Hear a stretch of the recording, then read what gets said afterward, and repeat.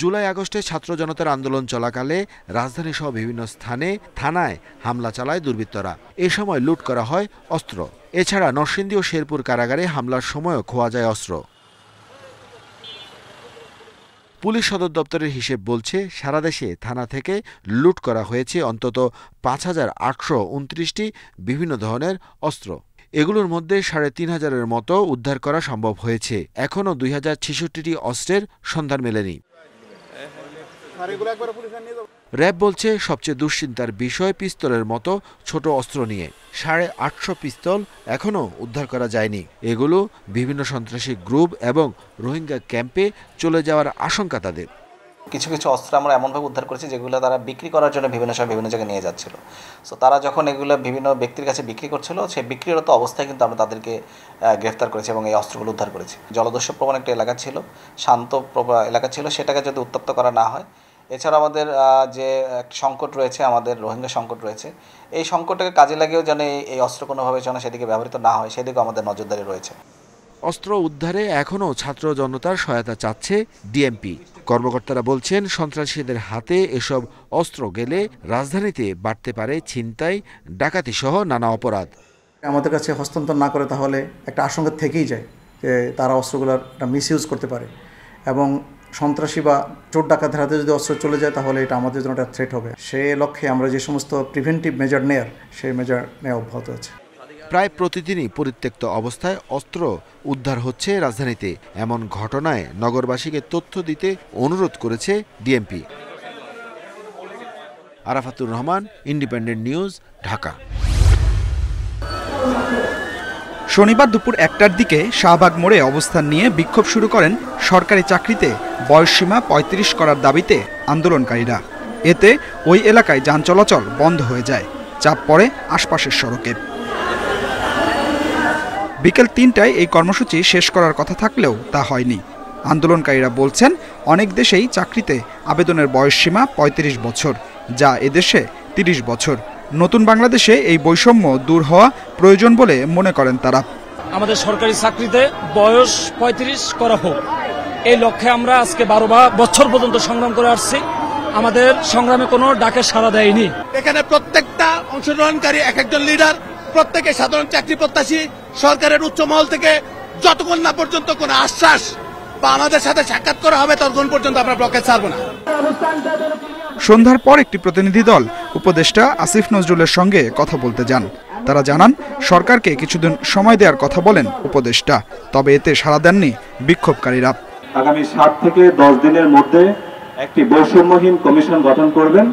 সেই কমিশনে প্রথম গুরুত্ব দিয়ে প্রথম থেকে সবচেয়ে গুরুত্বপূর্ণ যে ব্যাপারটি থাকবে সেটা হলো আমাদের যে যৌক্তিক দাবিটি, এই দাবিটির একটি চূড়ান্ত সিদ্ধান্ত নিয়ে আসা।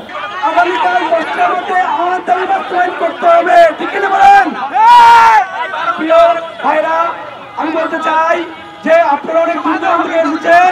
আমরা বলেছি যে এই দাবি বাস্তবায়ন না হওয়া পর্যন্ত আমরা রাজপথ ছাড়ব না। রাত ৯:১৫টার দিকে সড়ক ছেড়ে দেন আন্দোলনকারীরা। এতে ৮ ঘন্টা পর শাহবাগে যান চলাচল শুরু হয়। Adilur Rahman, independent news, Dhaka.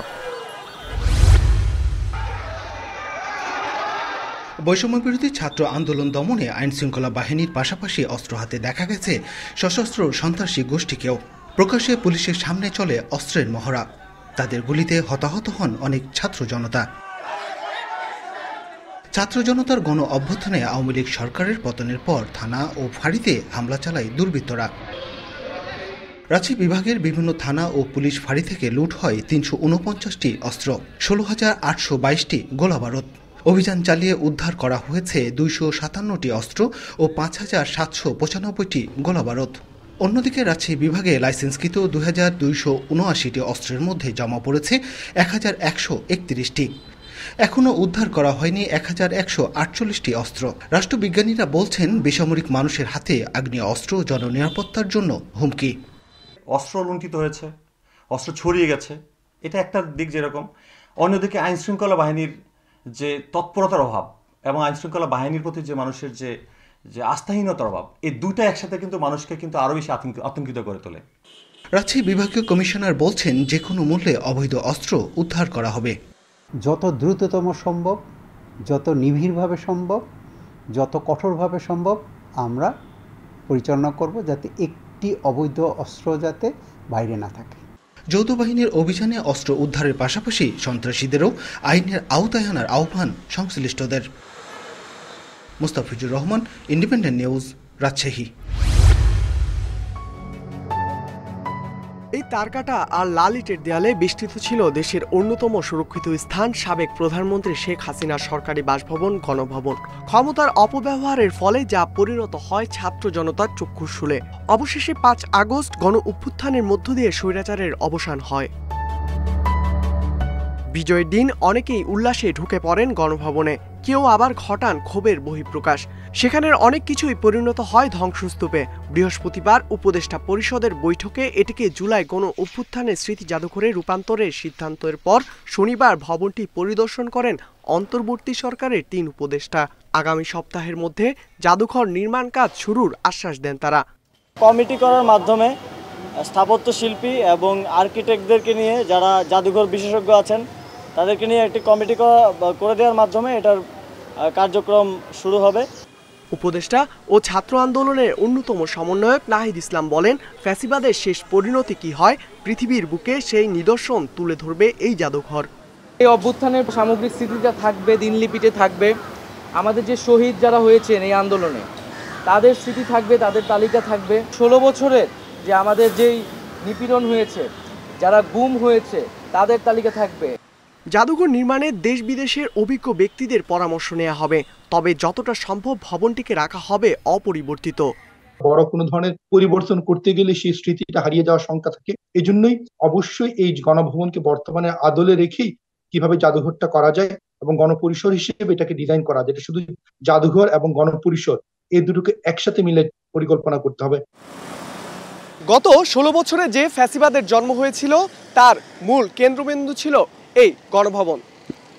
দেশের তরুণ প্রজন্ম চায় নতুন করে এই দেশে আর কোনো ফ্যাসিবাদের জন্ম না হোক। তাই জুলাই গণ অভ্যুত্থানের স্মৃতি হিসেবে এই গণভবনকে দেখতে চান তারা। ইকরামুল কবির, ইন্ডিপেন্ডেন্ট নিউজ, ঢাকা। বাংলাদেশের বর্তমান পরিস্থিতির ওপর নজর রাখতে সশস্ত্র বাহিনীর কমান্ডারদের প্রতি আহ্বান জানিয়েছেন ভারতের প্রতিরক্ষামন্ত্রী রাজনাথ সিং। গত 6 সেপ্টেম্বর লখনৌতে যৌথ কমান্ডারদের সম্মেলনে বক্তব্য দেওয়ার সময় রাজনাথ সিং এ আহ্বান জানান। ভারতীয় প্রতিরক্ষামন্ত্রী বলেন, ভবিষ্যতে ভারতের সামনে আসতে পারে এমন সমস্যাগুলোর পূর্বাভাস দিতে এবং অপ্রত্যাশিত ঘটনা মোকাবিলায় প্রস্তুত থাকতে হবে। ভারতের সংবাদ মাধ্যম দ্য টেলিগ্রাফ জানিয়েছে, রাশিয়া ইউক্রেন, ইসরায়েল হামাস যুদ্ধ এবং বাংলাদেশের বর্তমান পরিস্থিতি বিশ্লেষণ করতে আহ্বান জানিয়েছেন প্রতিরক্ষামন্ত্রী। পাশাপাশি চীন সীমান্ত এবং প্রতিবেশী দেশগুলোর পরিস্থিতি বিবেচনায় রেখে সেসবের গভীর বিশ্লেষণের প্রয়োজনীয়তার উপরেও জোর দেন রাজনাথ সিং। তিনি বলেন, যেসব ঘটনা আঞ্চলিক শান্তি ও স্থিতিশীলতার জন্য চ্যালেঞ্জ হয়ে দাঁড়াচ্ছে সেসব বিশ্লেষণ করে মোকাবিলার প্রস্তুতি নিতে হবে। রাজনাথ সিং বলেন, সারা বিশ্বে অস্থিরতা বাড়লেও ভারতে শান্তি বিরাজ করছে, তবে যে কোনো সময় অশান্ত পরিবেশ সৃষ্টি হতে পারে।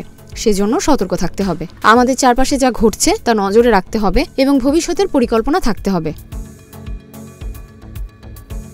সবশেষে রাজনাথ সিং বলেন, ভারত একটি শান্তিপ্রিয় দেশ, তবে সশস্ত্র বাহিনীকে শান্তি রক্ষার্থে যুদ্ধের জন্য প্রস্তুত থাকতে হবে।